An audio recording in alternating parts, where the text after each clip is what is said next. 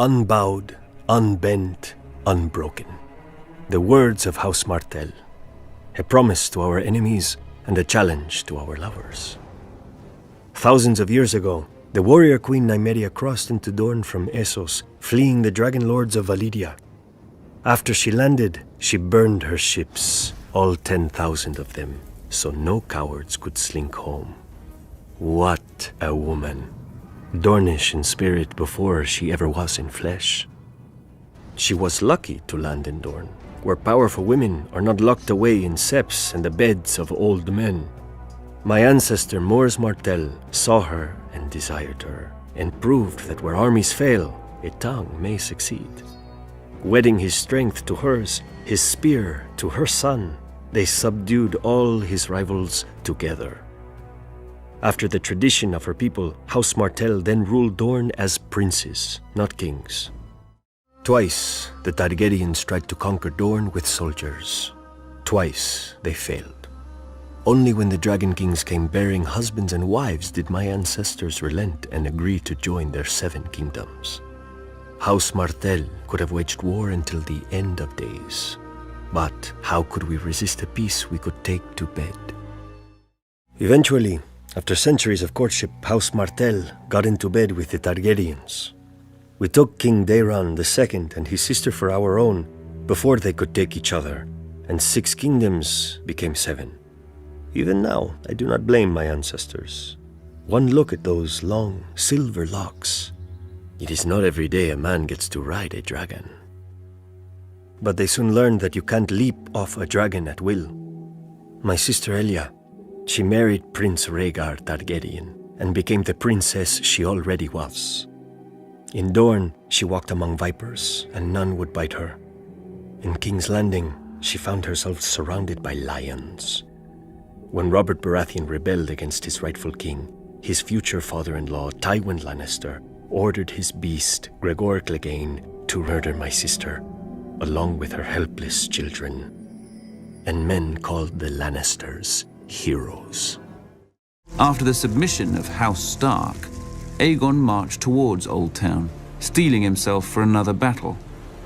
But he found the gates open, with the High Septon welcoming him. The pious fool even had the arrogance to grant what Aegon had already won, and anointed the last Valyrian as Aegon of House Targaryen, first of his name, King of the Andals and the First Men, Lord of the 7 Kingdoms, and Protector of the Realm. But while Aegon titled himself Lord of the 7 Kingdoms, in reality he held only 6. The 7th, Dorne, had never knelt. Visenya had flown into the Vale and returned with its crown. Mimicking her sister, Rhaenys had flown over the enemy force holding the passes into Dorne and landed in the castle of its ruling lady, Princess Meria of House Martell. Meria was 80 years old, fat, bald, and blind. Behind her back, many sniggered at her as the yellow toad of Dorne. The beautiful Rhaenys probably thought as much when they met. She demanded Princess Meria kneel to her brother Aegon, though she allowed that on account of Meria's age and health a simple vow of submission would do. But the princess told the queen that the Targaryens weren't wanted in Dorne, and no Martell would ever bow, bend, or break no matter how badly they burned. Rhaenys could have mounted her dragon right then and roasted Meria in the castle as her brother had done at Harrenhal, but whatever she saw in Meria's eyes scared her right back to King's Landing, with a dragon's tail between its legs. After Aegon's coronation, Rhaenys returned to Dorne with Aegon and Visenya, and their dragons. But no armies met them in the field, and no lords defied them in their castles. As the dragons approached, Dorne simply emptied. House Martell had learned from Harrenhal and the Field of Fire. The dragons were unbeatable in battle, but wars were more than battles.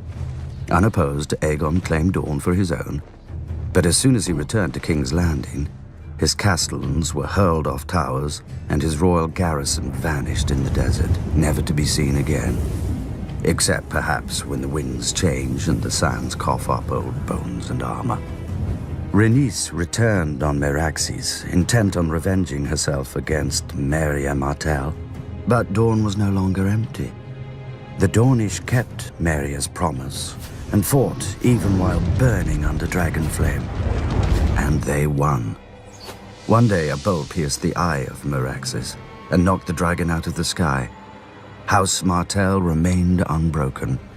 Unlike the unfortunate Rhaenys, in their wrath, Aegon and Visenya set flame to every castle and city but Sunspear, trying to turn the people against House Martell. But the Dornish stayed loyal, and when Aegon returned to King's Landing, he found assassins waiting for him in the streets of his own capital. If not for Visenya, the Conqueror would not have enjoyed his conquest for very long. From then on, the king and his family would be guarded by the 7 greatest knights in the realm, the King's Guard. When Meria died in her sleep, her weak and tired son sued for peace.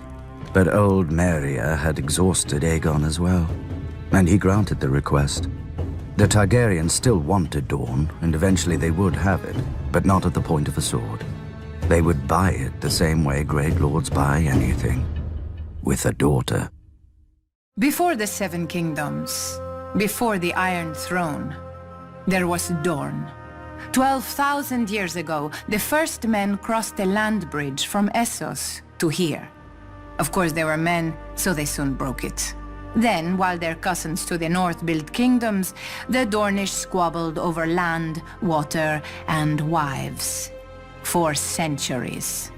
Until Nymeria, a warrior princess in Essos. She led a fleet of 10,000 ships across the narrow sea to Dorne.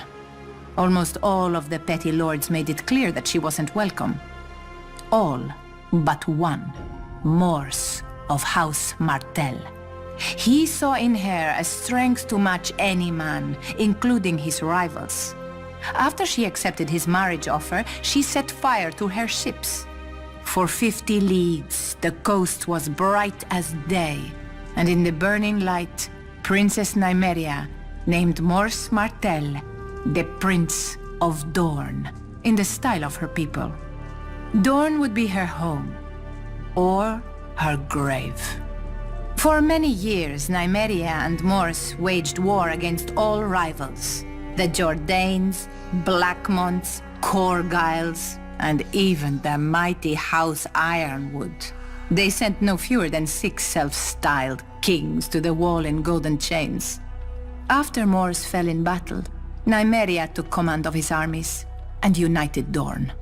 In 2 years, she ruled for 27 more, and though she married again, those husbands were little more than counselors and consorts.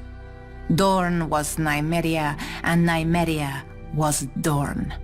She survived a dozen attempts on her life, put down 2 rebellions, and threw back 2 invasions. And when at last she died, her eldest child succeeded her, her daughter, not her son. And Dorne followed her because Nymeria had proven that women were equal to men, if not better. Centuries later, Aegon Targaryen sought to unite Westeros as Nymeria had Dorne. The other 6 kingdoms fell quickly before his dragons and ambition. When his sister wife, Rhaenys, flew her dragon south and demanded our surrender as well, Princess Meria Martell warned, "I will not fight you, nor will I kneel to you. Dorne has no king. Tell your brother that." Rhaenys threatened that the next time the Targaryens would come with fire and blood. Meria replied, "You may burn us, my lady, but you will not bend us, break us, or make us bow. This is Dorne. You are not wanted here. Return at your peril." Rhaenys did, and she died. Her dragon died. All her soldiers died. Eventually, her brother, the Conqueror, conceded that what Nymeria had done, he could not undo. Generations later, another foolish Targaryen invaded Dorne. He died as well. Eventually, we did join the 7 kingdoms, but when we wanted, and on our terms. If dragons could not conquer us, why should we fear lions? Unbowed, unbent, unbroken. The words of House Martell, the words of Dorne. Men may forget, But women always remember. When we were divided, Nymeria united us. When we were invaded, Meria defended us.